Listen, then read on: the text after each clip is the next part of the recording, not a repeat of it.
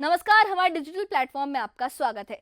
हिमाचल प्रदेश की राजधानी शिमला, जहां एक ओर सरकार नई योजनाओं और पर्यावरण मित्र पहल का ऐलान कर रही है, वहीं दूसरी ओर मॉल रोड पर आवाजें कुछ और कहानी बयां कर रही हैं। ये आवाजें उन लोगों की है जिन्होंने अपनी जिंदगी का सबसे अहम हिस्सा सरकारी सेवा में गुजार दिया और अब अपने हक की पेंशन के लिए सड़कों पर उतरने को मजबूर हैं। अप्रैल 2024 के बाद सेवानिवृत्त हुए एचआरटीसी कर्मचारियों को अब तक पेंशन नहीं मिली है और जो पुराने पेंशनर हैं उन्हें भी महीनों से भुगतान नहीं हुआ है। एरियर, डीए, मेडिकल बिल सब कागजों में अटके पड़े हैं। सरकार कहती है घाटा है इसलिए देरी है, लेकिन पेंशनर कहते हैं कि ये देरी नहीं, हमारी जिंदगी की रफ्तार थम गई है। ओपीएस यानी ओल्ड पेंशन स्कीम के नाम पर उम्मीदों का जो दिया जलाया गया था वो अब बुझने की कगार पर है। तो सवाल ये है, क्या ओपीएस सिर्फ एक चुनावी वादा था या फिर सरकार वाकई इन बुजुर्ग कर्मचारियों की तकलीफों को समझ पाएगी? एचआरटीसी पेंशनरों के गुस्से, उनके सब्र और सरकार के दावों के बीच की कहानी देखिए इस खास रिपोर्ट में।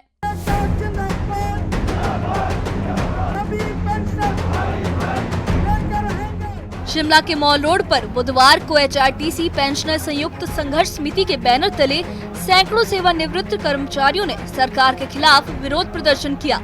इन पेंशनरों का कहना है कि अप्रैल 2024 के बाद सेवानिवृत्त हुए करीब 250 कर्मियों को अब तक पेंशन का लाभ नहीं मिला है। इतना ही नहीं, पुराने पेंशनरों को भी हर महीने देरी से भुगतान हो रहा है। सितंबर महीने की पेंशन अब तक जारी नहीं हुई।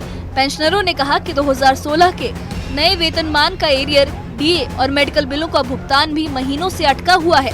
कई पेंशनर कहते हैं कि सेवा के बाद आराम की उम्मीद थी, लेकिन अब अपने हक के लिए सड़कों पर उतरना पड़ रहा है।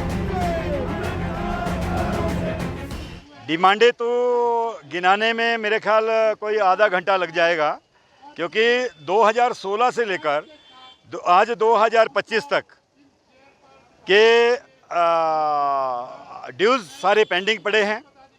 डीए नहीं मिला, 2016 से 22 तक एरियर नहीं मिला, मेडिकल रिवर्समेंट नहीं मिला। जो अपने पल्ले से जो टीए डीए जो मिलता था, जो लगाया था एचआरटीसी में, वो उसके लेने के लिए और पेंशन लेने के लिए आज इस बुढ़ापे में हमें ये संघर्ष करना पड़ रहा है। एचआरटीसी पेंशनर संयुक्त संघर्ष समिति के अध्यक्ष देवराज ठाकुर ने प्रदर्शन के दौरान कहा कि सरकार बार बार आश्वासन देती है, लेकिन धरातल पर कुछ भी नहीं बदलता। उन्होंने कहा कि मुख्यमंत्री ने एचआरटीसी के 50 साल पूरे होने पर कई घोषणाएं की थी, लेकिन अब तक एक भी वादा पूरा नहीं हुआ है। एचआरटीसी पेंशनरों की करोड़ों रुपए की देनदारियां सरकार के पास लंबित है। हमारा सब्र अब टूट चुका है और अगर जल्द समाधान नहीं हुआ तो हम राज्य भर में आंदोलन को तेज करेंगे। देवराज ठाकुर का कहना है कि अब सिर्फ पेंशन का नहीं बल्कि इज्जत और गुजारे का सवाल बन गया है। देनदारियां अभी हमारे कर्मचारियों को दिए है, सरकार ने जो देनी है, प्रबंधन ने जो देनी है, और मात्र 150 करोड़ रुपया जो लोन के रूप में एचआरटीसी ले रही है, सरकार उसमें गारंटी दे रही है। तो ये तो एक ऊंट के मुंह में एक जीरा डालने वाली बात है कि 150 करोड़ रुपए से आप कितने ड्यूज निकाल पाओगे।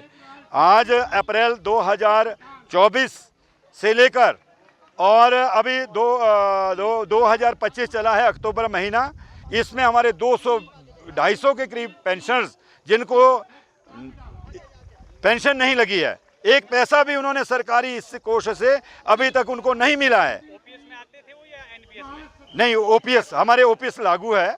तो जो एक कर्मचारी जो 1 लाख रुपए महीने का लेता है, वो शून्य में वो दूसरे महीने में चले जाता है, और वो कैसे अपने परिवार का पालन पोषण कर रहा होगा वो तो वही परिवार जान सकता है। हमने इसको भी बड़ी प्रमुखता से, माननीय मंत्री महोदय जी से भी हमारी रात बैठक हुई, हमने प्रमुखता से मुद्दा उनके सामने भी रखा, और माननीय मंत्री जी ने अभी तो सिर्फ आश्वस्त किया है कि ये जो दिवाली से पहले हम जो 220 कर्मचारी जो जिनको पेंशन अभी तक नहीं लगी है, हम प्रयास करेंगे दिवाली से पहले इनको देने का।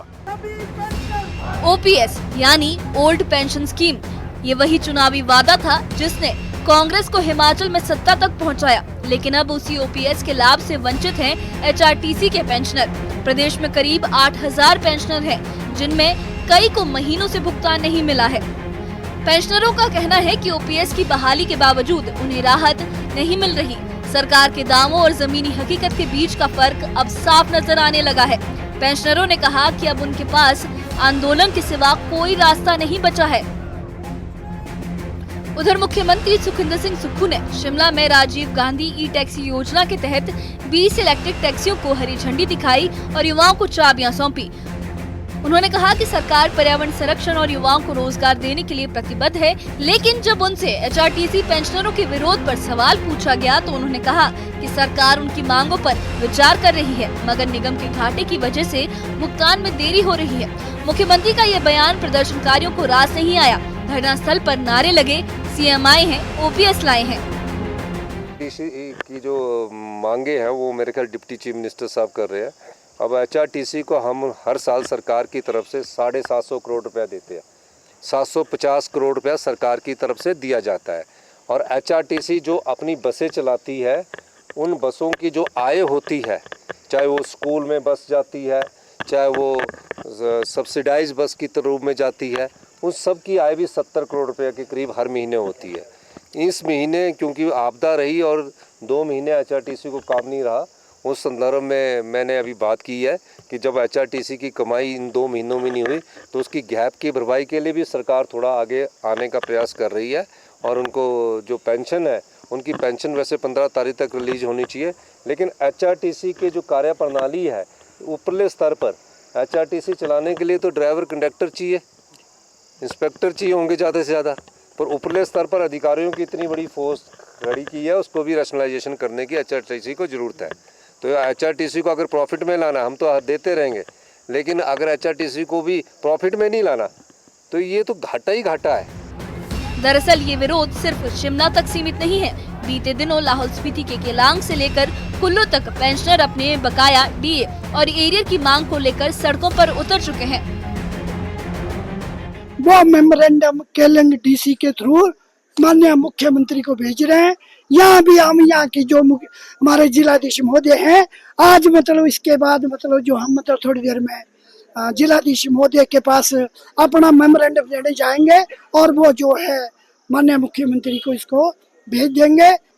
1,78,000 पेंशनर पर कुछ बातों की वजह से उलझे हुए पेंशनर। कुर्सी, मेरी कुर्सी, मैं प्रधान हूँ, मैंने कुर्सी नहीं छोड़नी। अब आने के लिए अगर कुर्सी मुझे शेषराम ठाकुर को छोड़नी पड़ी तो छोड़ दो ना यार, किसी अच्छे आदमी आगे ले आए ना, योग्य आदमी आगे ले आए।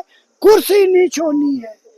स्टेट में, डिस्ट्रिक्ट में, ब्लॉक में 6 ब्लॉक है मेरे पास, मतलब निर्मंड में आज धरना है, आनी में धरना है। वहाँ के एसडीएम के थ्रू जो है मेमोरेंडम जाएगा और बंजार से लेकर कुल्लू मनाली तक सारे पेंशनर हमारे यहाँ आए हैं। अब एचआरटीसी पेंशनरों ने इस आंदोलन को और तेज कर दिया है। सरकार कह रही है कि घाटे की वजह से देरी हो रही है, लेकिन पेंशनरों का सवाल है कि क्या बुजुर्गों के हक के सामने घाटे का हवाला देना सही है। बरसों की सेवा करने वाले इन कर्मचारियों की उम्मीद अब सरकार के अगले फैसलों पर टिकी है। Bureau report, news 18।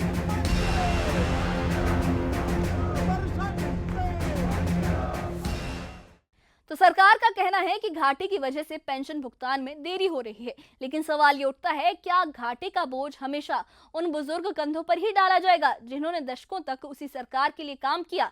HRTC pensioner सिर्फ पेंशन नहीं बल्कि अपनी इज्जत और अपने गुजारे की लड़ाई लड़ रहे हैं। ओपीएस का वादा, सरकारी घोषणाएं और जमीनी हकीकत, इन सब के बीच अब भरोसा धीरे धीरे डगमगाने लगा है। हिमाचल की वादियों में उठी ये आवाजें अब सिर्फ शिमला तक सीमित नहीं रही। ये एक संदेश है कि अगला वादा किया गया है तो उसे निभाया भी जाए। हिमाचल की वादियों में उठी ये आवाजें अब सिर्फ शिमला तक सीमित नहीं रही। ये एक संदेश है कि अगर वादा किया गया है तो उसे निभाया भी जाए, क्योंकि इसी वादे के दम पर कांग्रेस की सरकार बनी है हिमाचल प्रदेश में। क्योंकि पेंशन सिर्फ एक भुगतान नहीं बल्कि एक पहचान है उस सेवा की जो इन बुजुर्गों ने अपने पूरे जीवन में की है। अब देखना ये होगा कि सरकार इनके सब्र का जवाब समाधान से देती है या सन्नाटे से। इस बारे में आपकी क्या राय है, हमें कमेंट बॉक्स में अपनी राय जरूर बताइए। और इससे जुड़े अपडेट्स के लिए और ऐसी ही खबरों के लिए हमारे चैनल के साथ बने रहिए। हमारे चैनल को सब्सक्राइब करिए। शुक्रिया।